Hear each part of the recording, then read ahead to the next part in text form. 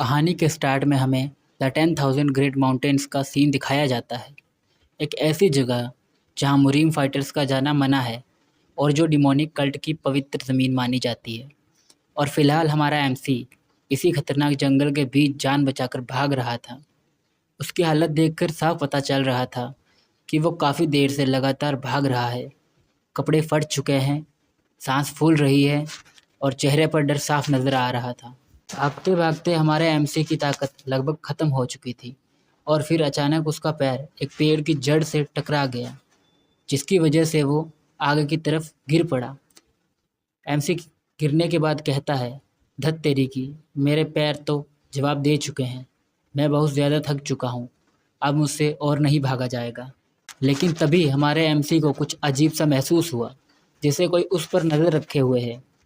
ये एहसास होते ही उसने हल्का सा अपना सर ऊपर उठाया और उसके चेहरे पर शौक साफ नज़र आ रहा था। एमसी कहता है, तुम कमीनों, तो इन सब के पीछे तुम थे। और जब उसने ध्यान से सामने देखा तो उसका शक सच निकला। उसके सामने एक विशाल पेड़ की टहनियों पर खड़े 6 असैसिन्स नज़र आए। सब ने लाल कपड़े पहने हुए थे। ऐसा लग रहा था जैसे वो काफ़ी देर से उसी का इंतज़ार कर रहे हो। सामने खड़े असैसिन्स को देखते ही हमारे एमसी का गुस्सा 7वें आसमान पर पहुंच गया। एमसी कहता है, सालो, तुम लोग ही थे इन सब के पीछे। लेकिन एमसी की बात सुनकर उन असैसिन्स के चेहरे पर ज़रा भी घबराहट नहीं आई, बल्कि उनमें से एक हल्का सा मुस्कुराकर बोला, तुम काफ़ी देर से भाग रहे हो। अब तक तो तुम पूरी तरह थक चुके होंगे प्रिंस चियोन। तभी उसके पास खड़ा एक और असैसिन जमाही लेते हुए बोला, सच में तुमने इतना टाइम लगा दिया कि मैं तो लगभग यहीं सोने वाला था। उन 6 असैसिन्स को सामने देखते ही हमारे एमसी का दिल बैठ सा गया। वो पहले ही बुरी तरह थक चुका था और अब उसके पास भागने की भी ताकत नहीं बची थी। हमारा एमसी मन ही मन सोचता है, अब मैं क्या करूं?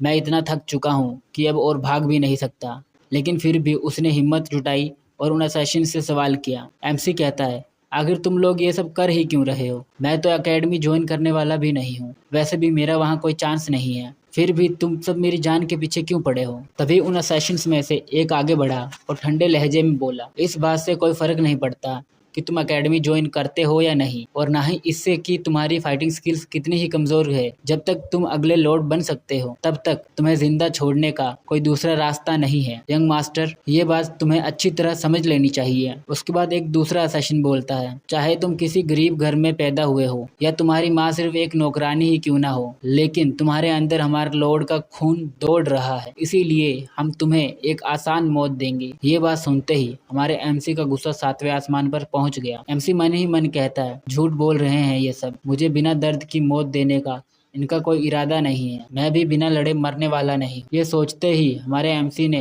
धीरे से अपने कपड़ों के अंदर से छुपाया हुआ एक खंजर निकाल लिया। उन असैसिन्स में से एक हमारे एमसी को ध्यान से देखते हुए बोला, क्या गार्ड जेंग ने तुम्हें लड़ना सिखाया है? लेकिन अगले ही पल उसने एमसी को दोबारा गौर से देखा और उसके मन में एक अलग ही ख्याल आया, नहीं, ऐसा नहीं हो सकता। और फिर उसके चेहरे पर हल्की सी मुस्कान आ गई। असैसिन सोचता है, लगता है ये हंट और भी मज़ेदार होने वाली है। इतना सोचते ही उसने अपने साथ खड़े असैसिन्स को अटैक करने का इशारा कर दिया और अगले ही पल 5 असैसिन्स सीधा हमारे एमसी पर टूट पड़े। एमसी ने भी हार नहीं मानी। उसने अपना खंजर इधर उधर कई बार घुमाया, लेकिन एक भी बार किसी असैसिन को छू तक नहीं पाया। तभी एक असैसिन ने तलवार के हैंडल वाले हिस्से से हमारे एमसी के हाथ पर जोर से वार किया। झटके से एमसी का खंजर उसके हाथ से छूट गया और इससे पहले कि वो कुछ समझ पाता, वही असैसिन उसका गला पकड़कर उसे हवा में उठा चुका था। असैसिन बोलता है, बस इतना ही कर सकते थे तुम। लेकिन उन्हें क्या पता था कि हमारे एमसी ने एक और खंजर छुपा कर रखा हुआ था। उसने धीरे से अपनी पीठ के पीछे छुपाया हुआ खंजर निकाल लिया। ये देखते ही पीछे खड़े एक असैसिन ने चिल्लाकर कहा, संभल के, लेकिन तब तक बहुत देर हो चुकी थी। हमारे एमसी ने बिना एक पल गवाए सीधा खंजर उस असैसिन के गले में घुसा दिया। एक ही बार में असैसिन वहीं ढेर हो गया। असैसिन की पकड़ छूटते ही हमारा एमसी जमीन पर उतर आया। उसके चेहरे पर थकान और गुस्से से भरी एक मुस्कान थी और एमसी बोलता है, कैसा लगा?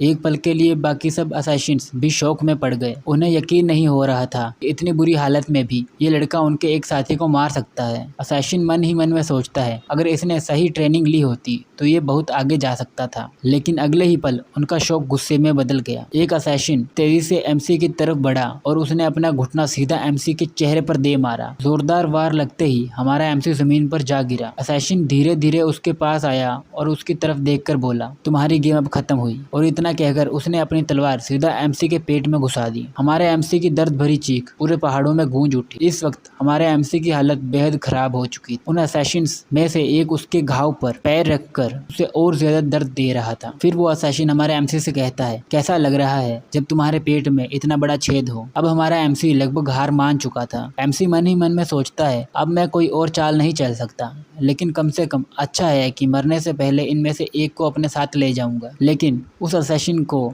इस बात की जरा भी परवाह नहीं थी। असैसिन कहता है, और तड़पो, जितना हो सके उतना तड़प कर मरो। दर्द की वजह से हमारे एमसी की हालत और भी खराब होती जा रही थी। वहीं दूसरी तरफ असैसिन्स का लीडर चुपचाप सब देख रहा था। लीडर मन ही मन सोचता है, हम आमतौर पर ऐसा नहीं करते, लेकिन इसने हमारी स्टील्थ स्क्वाड का एक मेंबर मारा है, इतना तो बनता ही है।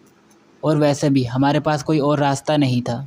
लेकिन तभी कुछ ऐसा हुआ जिसकी किसी ने उम्मीद नहीं की थी। अचानक एक सुनहरी रोशनी बिजली की रफ्तार से उस असैसिन तरफ बढ़ी जो हमारे एमसी को तड़पा रहा था। पीछे खड़े असैसिन कुछ समझते उससे पहले ही उस असैसिन के शरीर का ऊपर वाला हिस्सा पल भर में उड़ गया और हर तरफ खून बिखर गया। ये देखकर सभी असैसिन बुरी तरह घबरा गए। किसी को समझ ही नहीं आ रहा था कि आखिर हुआ क्या है। लेकिन तभी उनमें से एक असैसिन को कुछ नजर आया। फिर वो असैसिन जोर से चिल्लाता है, हमारे पीछे देखो। और जब सबने मुड़कर देखा तो वहाँ एक अनजान लड़का शांत खड़ा था। उसके कपड़े इस दुनिया के नहीं लग रहे थे।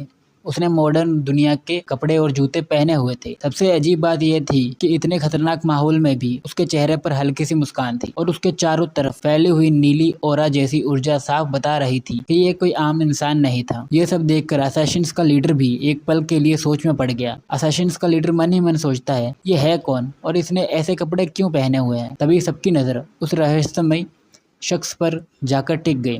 नीली रोशनी से घिरा हुआ वो आदमी बिल्कुल शांत खड़ा था, जैसे उसे किसी बात की जरा भी परवाह ना हो। लेकिन असैसिन्स में से एक ने बिना कुछ सोचे समझे उस पर हमला कर दिया। पर अगले ही पल कुछ ऐसा हुआ जिसे देखकर बाकी सब सन्न रह गए। जिस असैसिन ने हमला किया था वो पलक झपकते ही मारा जा चुका था। ये देखकर बाकी असैसिन्स के चेहरों पर साफ शौक नजर आने लगा और फिर नीली रोशनी में घिरा वो शख्स अचानक गायब सा हो गया। नहीं, वो गायब नहीं हुआ था। उसकी स्पीड इतनी ज़्यादा थी कि किसी की आंखें उसका पीछा ही नहीं कर पा रही थी। देखते ही देखते एक के बाद एक असैसिन्स मरते चले गए। अब तक जो लोग शिकार करने आए थे वही डर और कन्फ्यूजन में डूब चुके थे। इस बीच असैसिन्स का लीडर मन ही मन सोचता है, ये लड़का तो वैसे भी मरने वाला है, इसका काफ़ी खून बह चुका है, मुझे अब यहाँ से निकल लेना चाहिए। वो हमारे एमसी की तरफ देखकर ये सोचता है। इतना सोचते ही उसने भागने के लिए एक लंबी छलांग लगा दी, लेकिन उसकी किस्मत में बचना लिखा ही नहीं था। जैसे ही वो हवा में पहुंचा, नीली रोशनी में घिरे उस शख्स ने अपना हाथ उठाया और एक अजीब सा इशारा किया और अगले ही पल असैसिन्स का लीडर हवा में ही फट गया। लेकिन हैरानी की बात यह थी कि इतनी खतरनाक सिचुएशन में भी हमारा एमसी परेशान नज़र नहीं आ रहा था, बल्कि ये सब देखकर उसके चेहरे पर खुशी साफ नजर आ रही थी। एमसी बोलता है, बहुत बढ़िया। तभी सामने खड़ा नीले कपड़ों वाला लड़का बोल पड़ा, लगता है मेरे नोबल एंसेस्टर का मूड काफ़ी अच्छा है, जबकि अभी कुछ ही देर में खून की कमी की वजह से आप मरने वाले हैं। ये बात सुनकर हमारा एमसी बुरी तरह उलझन में पड़ गया। एमसी सोचता है, एंसेस्टर, ये लड़का आखिर है कौन और ये कैसी अजीब बातें कर रहा है। आखिर इसके कहने का मतलब क्या है। हर बीतते सेकंड के साथ मेरी नज़र कमज़ोर होती जा रही है और मेरा शरीर भी बर्फ़ की तरह जमता जा रहा है। क्या मैं ऐसे ही मरने वाला हूँ।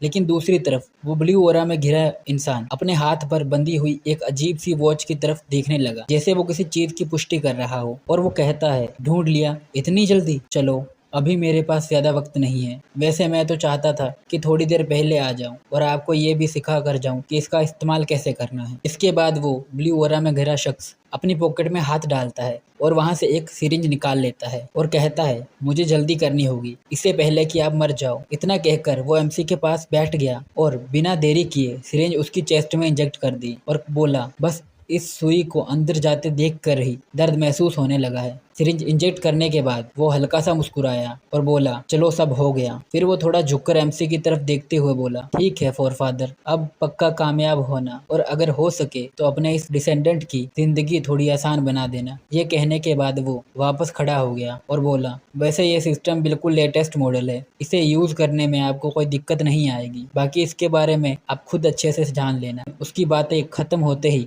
अगले ही पल वो शख्स अचानक गायब हो गया। एमसी अभी भी समझने की कोशिश कर रहा था कि वो आखिर किस बारे में बात कर रहा था, लेकिन तभी उसके दिमाग में एक अजीब सी आवाज गूंजी, लेटेस्ट सिस्टम सफलतापूर्वक होस्ट से कनेक्ट हो चुका है।